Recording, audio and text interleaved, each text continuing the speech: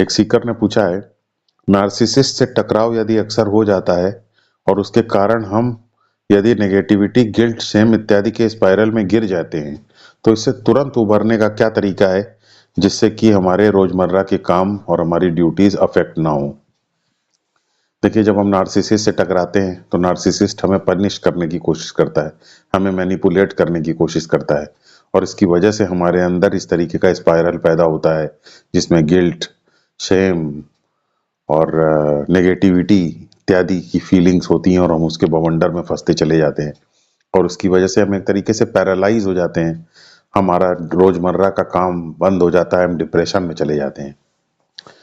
तो इससे उबरना जरूरी है, क्योंकि अगर हम इससे नहीं उबरेंगे तो फिर हमारे रोज का यही हालत है। तो इससे क्या होगा कि हमारे रोजमर्रा के जो काम है वो प्रभावित होने लगेंगे, हमारी प्रगति रुक जाएगी, और उससे हमारे साथ बहुत सारी और दूसरे तरीके की प्रॉब्लम्स भी पैदा हो जाएंगी।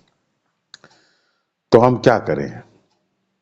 देखिए, नार्सिसिस्ट तो यही चाहता है कि आपके अंदर नेगेटिविटी पैदा हो। वो तो ये चाहता है कि आपके ऊपर ऐसे इल्जाम लगाएं जिससे कि आपके अंदर शेम पैदा हो। वो आपको गिल्ट आपके अंदर पैदा करना चाहता है। और क्यों? क्योंकि वो सारे बवाल की जड़ आपको प्रूव कर देता है ना। उससे आप गिल्ट में चले जाते हैं कि आपने ये सब आपकी वजह से हो रहा है, आप गिल्ट फील करने लगते हैं। तो इस तरीके से आप गिल्ट, नेगेटिविटी, शेम इत्यादि के स्पाइरल में फंसते चले जाते हैं। अब आपने पूछा है कि इससे तुरंत निकलने का क्या तरीका है। तो इससे तुरंत निकलने का तरीका है, तुरंत निकलिए बस। तुरंत निकलने का तरीका क्या है? बस तुरंत निकलिए। तो कैसे तुरंत निकले? जब नेगेटिविटी हमको पूरी तरीके से घेर लेती है, हम नेगेटिविटी, इस गिल्ट, शेम के स्पाइरल में, उसके बवंडर में फंसे हुए हैं, तो फिर हम उठ ही नहीं पाते हैं। लेकिन आपको उठना होगा। क्या तरीका है उठने का? छोटे कदम बढ़ाना है। पहले हाथ को थोड़ा सा ऐसे हिलाना है, फिर थोड़ा सा शरीर को हिलाना है, फिर थोड़ा सा उठ खड़े होना है, और उसके बाद बस अपने डे टू डे के काम आपको करने देना है। नेगेटिविटी को चलने दीजिए, शेम को चलने दीजिए, गिल्ट को चलने दीजिए, बस आपको उठ खड़े होना है और अपना काम करने लग जाना है। जब आप ऐसे उठ खड़े होंगे और अपना काम करने लगेंगे तो ये कुछ इस तरीके की बात है जैसे कि नेगेटिविटी, शेम और गिल्ट वहीं रह गया और आप आगे बढ़ गए। तो इस तरीके से आपने क्या है, नेगेटिविटी, गिल्ट, शेम को आपने एक बेस देने से इनकार कर दिया। उसको एक बेस देते हैं आप, एक सबस्ट्रेटम देते हैं, एक आधार देते हैं। आपने आधार देने से मना कर दिया क्योंकि आप उठ के चले गए, वो वहीं रह गया। तो जब आपने आधार देना बंद कर दिया तो बिना आधार के वो ज्यादा देर चल नहीं पाएगा।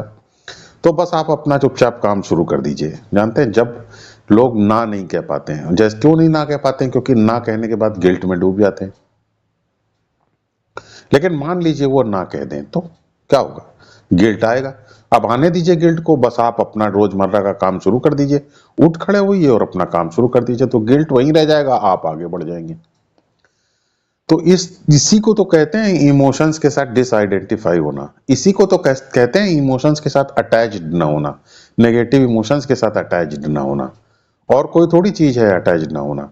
जब हम अटैच हो, हम जब ये कहते हैं कि इमोशंस के साथ अटैच नहीं होना चाहिए, इमोशंस के साथ आइडेंटिफाई नहीं होना चाहिए, तो फिर उस वक्त हम इमोशंस की ग्रिप में होते ही नहीं है।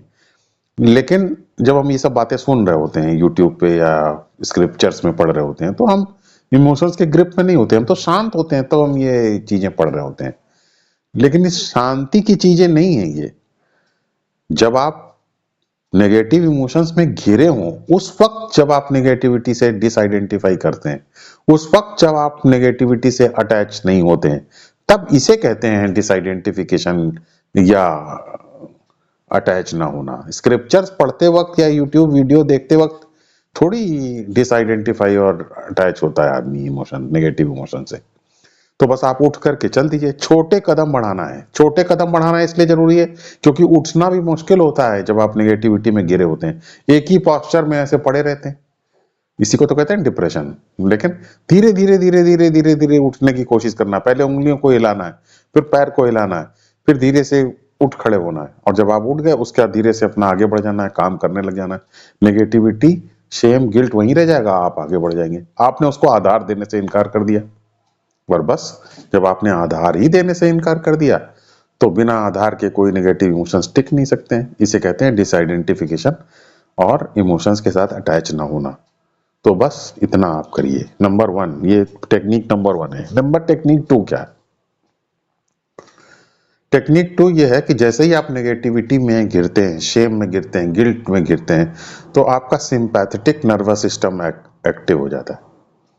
क्योंकि सिंपैथेटिक नर्वस सिस्टम जो है वो आपको अलर्ट करता है खतरों से। बस आपको क्या काम करना है, देखिए पहले के जमाने में खतरे बड़े रियल होते थे। आप घर में बैठे हैं, जंगलों में घर हुआ करते थे, शेर आ गया अंदर या कोई जंगली जानवर आ गया, वो खतरा रियल था। लेकिन आज जंगली जानवरों की तो हमने ऐसी स्थिति कर दी है कि वो बेचारे खुद परेशान है। तो जंगली जानवर तो अब आने से रहे, ये सब खतरा अब रहा नहीं। अब खतरा किस तरीके का हो गया है? जंगली लोग, घर में ही हमने जंगली लोग पैदा कर दिए, तो वो वही हमारे लिए प्रॉब्लम पैदा कर रहे हैं। बाहर से कोई जानवर या प्राकृतिक आपदा नहीं आ रही है, सिर्फ घर के ही अंदर लोग एक आपदा बन गए। तो ऐसे लोग जब आपको कुछ बोल देते हैं, आपका मूड अपसेट हो जाता है, आप नेगेटिविटी का शिकार हो जाते हैं, गिल्ट का शिकार हो जाते हैं, और आप जो है शेम का शिकार हो जाते हैं। तो वास्तव में आप जानते हैं कि ये नेगेटिविटी, गिल्ट और शेम यूजलेस है, ये आपका टाइम वेस्ट कर रही है, लेकिन आप फिर भी इसका शिकार हो जाते हैं क्योंकि आप हेल्पलेस हैं। अब आपको क्या काम करना है? इसी को बस रोकना है। रोकने का तरीका क्या है? अपने पैरासिम्पैथेटिक नर्वस सिस्टम को एक्टिव कर दीजिए। पैरासिम्पैथेटिक नर्वस सिस्टम आपको रिलैक्स करता है। पैरासिम्पैथेटिक नर्वस सिस्टम को एक्टिवेट करने का क्या तरीका है? देखिए, जब आप घबराते हैं, डरते हैं, नेगेटिविटी का शिकार हो जाते हैं, आपकी सांस तेजी से चलने लगती है। जब आप इसको बदलना चाहते हैं, अपने पैरासिम्पैथेटिक नर्वस सिस्टम को एक्टिव करना चाहते हैं, जो कि आपको रिलैक्स करता है, तो बस आप लंबी और गहरी सांस लेने लगिए। तो गहरी सांस खींचना है और उसका देर तक निकालना, थोड़ा पूरी सांस निकलने देना है।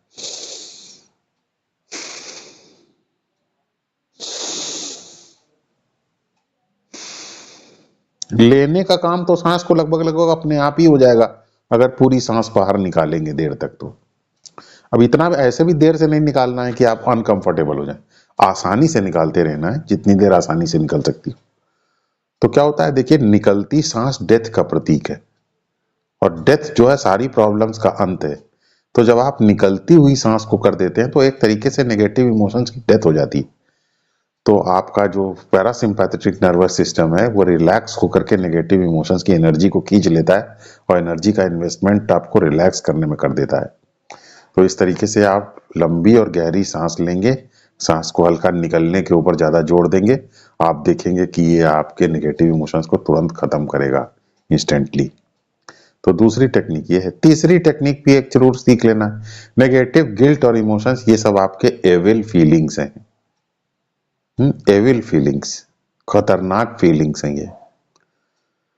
तो आपने देखा होगा जैसे कि बहुत सारे हमारे, आपके या घर के आसपास या घर से कुछ किलोमीटर्स की दूरी पे कुछ ऐसे सुनसान रास्ते होंगे, खतरनाक रास्ते होंगे, जहां आप पसंद नहीं करते होंगे जाना, क्योंकि वहां जाना खतरनाक है। रात में वहां नहीं जाते हैं क्योंकि वहां जाना खतरनाक हो सकता है, तो आप वहां अवॉइड करते हैं। जिस सड़क पर ज्यादा लोग चलते हैं उसी सड़क पर हम जाते हैं। जो सुनसान सड़क है, खतरनाक सड़क है, जहां पे कोई नहीं जाता, उधर हम नहीं जाते हैं। इतनी है, सबके पास अकल होती है। वैसे ही बहुत सारे सुनसान रास्ते आपकी सिर के अंदर भी हैं।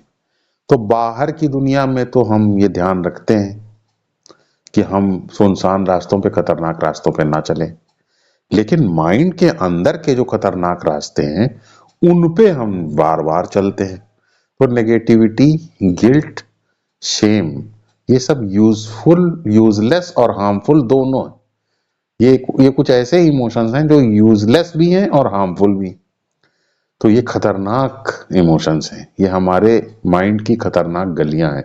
तो जैसे आपके अंदर इतनी अकल है कि आप बाहर खतरनाक गलियों में, सुनसान गलियों में नहीं जाते हैं, वैसे माइंड के अंदर की भी इन सुनसान और खतरनाक गलियों में क्यों जाते हैं? मत जाइए। तो अपनी तरफ से भी जब इस तरीके के इमोशंस आए तो आप समझ जाइए कि ये नेगेटिव हैं, यूजलेस हैं, इनका बाहर से कोई संबंध नहीं है, ये मेरे ही माइंड के अंदर आकर के मेरा समय खराब करते हैं, मेरी एनर्जी को डिस्ट्रॉय करते हैं। तो बस आप इनकी परवाह ना कीजिए, इनको इग्नोर कीजिए और इस तरीके से आप उठ खड़े होइए। तो इन 3 उपायों को आप करके इंस्टेंटली नेगेटिविटी से बच सकते हैं, नेगेटिविटी से बाहर आ सकते हैं। और फिर एक चौथा उपाय है, ये जानबूझ करके मैं सबसे आखिर में बता रहा हूं, और वो ये है कि धीरे धीरे लड़ते लड़ते आदमी को ये मैच्योरिटी आ ही जानी चाहिए कि बेकार समय बर्बाद करते हैं। सुबह से शाम किसी से लड़ने की जरूरत नहीं, चुपचाप बैठे रहिए। Don't try to become a general manager of this universe. जिसको जो करना है अपना करेगा ही, वो मानता नहीं है, आप अपनी तरफ से कन्फ्रंटेशन मत कीजिए, ज्यादा आप रिएक्ट मत कीजिए। कोई बात जवाब कोई मांगता है तो पोलाइटली आप रिस्पॉन्ड कर दीजिए। भले ही आप दूसरे को खुश करने की कोशिश ना करें, वो ठीक है, लेकिन एटलीस्ट दूसरे को दुखी ना कीजिए, चाहे वो जैसा हो, खराब हो, चाहे कुछ भी हो। आप पोलाइटली बोलिए, आप प्रतिक्रिया मत दीजिए, आप आग से आग को बुझाने की कोशिश मत कीजिए, क्योंकि आग से आग बुझती नहीं है, आग से आग और ज्यादा भड़क जाती है। जब हम ये सब बात समझ जाते हैं तो हम चुपचाप बैठ जाते हैं, हमारे अंदर की आग आग हमारे अंदर की बुझ जाती है, हमारा दिल सर्द हो जाता है। जैसे जैसे हमारे अंदर ये मैच्योरिटी आती है तो फिर हम कन्फ्रंट करना बंद कर देते हैं और आराम से बैठे रहते हैं। तो ये सब कुछ प्रैक्टिसेस और इस तरीके की मैच्योरिटी डेवलप करके हम इंस्टेंटली ना सिर्फ नेगेटिविटी, शेम और गिल्ट के स्पाइरल से बच सकते हैं, बल्कि हम इनको अवॉइड भी कर सकते हैं।